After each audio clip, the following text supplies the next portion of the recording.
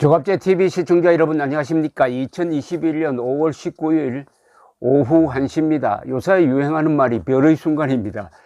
이 말을 유행시킨 사람이 김종인 전 국민의힘 비상대책위원장인데, 안철수는 별의 순간을 잡았다가 놓쳤다, 윤석열은 지금 별의 순간을 잡고 있다 라고 이야기를 했는데, 나중에 이 유튜브를 검색을 해보니까 박영선 의원에 대해서도 별의 순간을 잡은 사람이다라고 극찬한 게 발견이 되어 가지고, 이분이 말하는 별의 순간이 그때 상황마다 편리하게 쓰는구나 하는 것을 알게 되었습니다.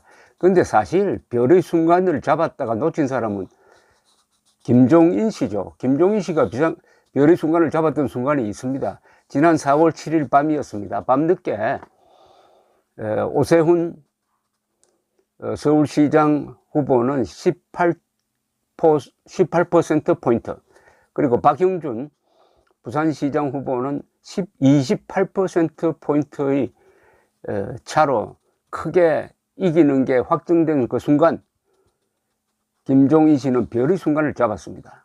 국민의힘을 이끌고 이런 큰 승리를 가져왔다 하는 공을 한 몸에 받는 순간이었습니다.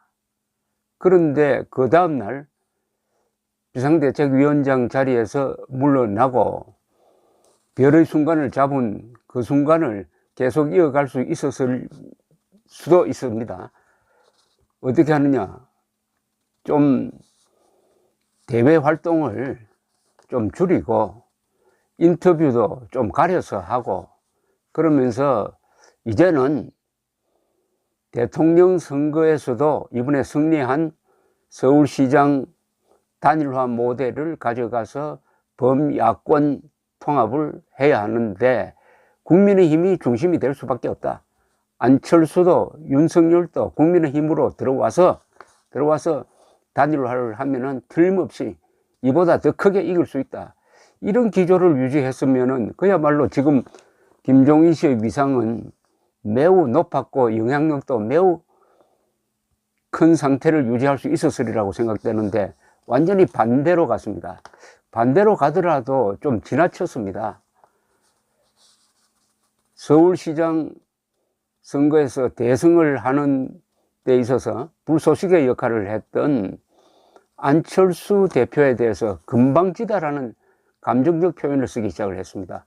그리고 놀랍게도 자기의 속내를 털어놓고 말았습니다. 인터뷰를 통해서 자신은 사실은 서울시장 후보 단일화에 반대했다, 안철수에 끌려갔다, 삼자가 나와도 삼자 필승론이 맞았다, 이런 이야기를 함으로써 자기의 공으로 돌아올 수 있었던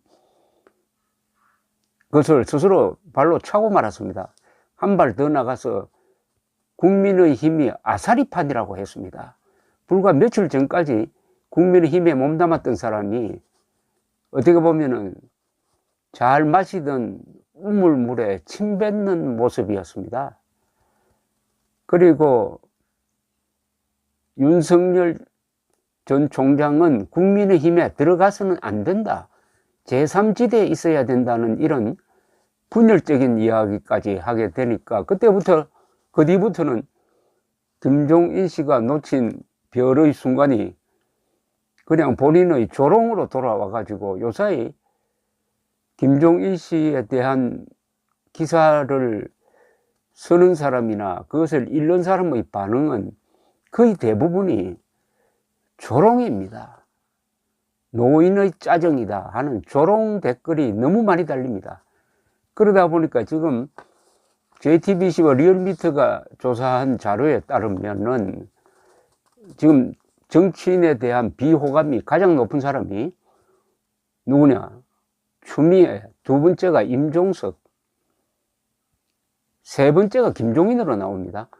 즉 호감도와 비호감도를 이렇게 상쇄하면은 순비호감도가 또는 순호감도가 나오는데, 순비호감도가 가장 높은 사람이 추미애, 다음이 임종석, 세 번째 김종인으로 나옵니다. 이게 바로 별의 순간을 놓친 정치인의 좀 어떻게 보면 좀 비참한 모습인데, 어제 조선닷컴에 이런 제목의 글이 실렸습니다.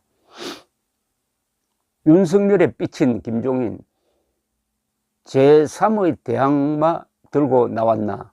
이동훈의 촉. 이동훈 씨는 조선일보 논설위원입니다.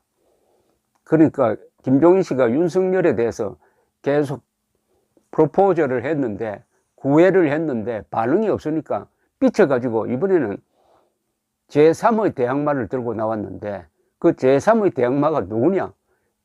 소득주도 성장이라는 이 망국적 정책을 편 김동연 전 부총리를 본인의 의사와 관계없이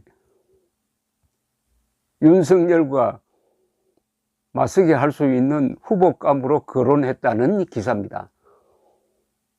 이게 좀 코미디 아니겠습니까? 김종인 전 위원장은 이데일리 인터뷰에서 김 전 부총리가 움직이는 것으로 아는데 어떤 어젠다를 들고 나오는지 두고 봐야 할 것 같다. 부총리를 그만두고 나름대로 준비를 많이 한 듯하다. 경제 상황이 어떻게 전개되느냐에 따라 경제 대통령 이야기와 함께 대선 주자로 나올 수 있다. 김 전 부총리는 흑수저에서 시작해 드라마틱한 스토리가 있는 인물이다. 대한민국이 어떻게 가야 할지에 대해 설계도 한 것으로 보인다. 이렇게 이야기를 했는데, 이 이동훈 논설위원이 상당히 객관적으로 그 가능성을 검증을 합니다. 일각에서는 김 위원장이 윤석열 측에 구애를 해도 응답하지 않으므로 윤 전 총장에게 마지막으로 경고 메시지를 보내고 있다는 해석도 있다. 최근 사석에서 윤석열 총장에 대해 좋게 이야기해야 하지 않는다고 한다. 한마디로 삐진 거다. 삐진 거다. 이런 토를 달면서 김동연 씨에 대해서는 과연 이분이 대통령감인지 검증합니다. 충북 음성이 고향이다. 청계천 판자촌과 경기도 광주 천막에서 성장해온 전형적인 개천에서 난 용이다. 17살의 은행원으로 사회에 첫 발을 내디딘 그는 주경야독으로 행정고시와 입법고시를 패스해 고졸 신화를 썼다. 전문성 능력을 갖춘 관료로서 그는 보수와 진보 정권에서 두루 중용되었다. 문제는 소득주도 성장이다. 이겁니다. 문제는 소득주도 성장이란 말도 않은 정책 추진에 앞장섰던 사람이다. 물러나기 전에서야 소득주도 성장의 문제를 지적하기도 했지만은 속도 조절을 말하면서 비판하는 모양새를 취했지만은 국민의 뇌리에는 그다지 인상적이지 못하다. 그래서 그에 대한 여론조사 지지율 그리 높지 않을 거라고 본다. 여론조사 지지율이 한 자릿수를 넘기 위해서는 국민에게 주는 강렬한 임팩트가 있어야 한다. 그건 아무나 할 수 없다. 윤석열, 이재명 외에 김동연을 포함한 제3의 인물이 부상할 가능성은 없지 않다. 어떤 일이 벌어질지 모른다. 정치는 생물이라서 그렇다. 이렇게 여운을 남겼지만은 한마디로 말하면 김동연은 아니란 거죠. 문제는 김동연을 띄우는 그 이유가 윤석열과 한번 손을 잡고 제3지대를 만들려고 하는 포부는 있었는데 윤석열이 전혀 반응을 하지 않으니까 삐쳤다는 겁니다. 삐치니까 김동연을 들고 나왔다. 이래 되면 김동연은 하나의 도구인데 김동연이라는 사람이 정치하겠다는 의사를 밝힌 적이 없습니다. 가만히 있는 김동연을 들고 나와가지고 윤석열에게 경고를 보내는 하나의 도구로 사용했다는 건데 이건 좀 너무하지 않습니까? 그리고 윤석열은 이번에 5.18 메시지에서도 드러났지만 아주 고단수의 정치 감각을 갖고 있는 것으로 보입니다.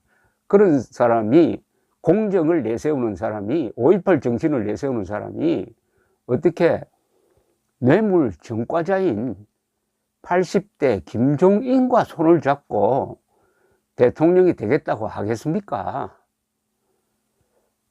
이 판단력에, 이런 김종인의 판단력에 의문을 제기하지 않을 수 없는데, 문제는 지금 김웅 의원 등 국민의힘 초선 그룹 중에서 이런 김종인 씨를 비판하는 사람이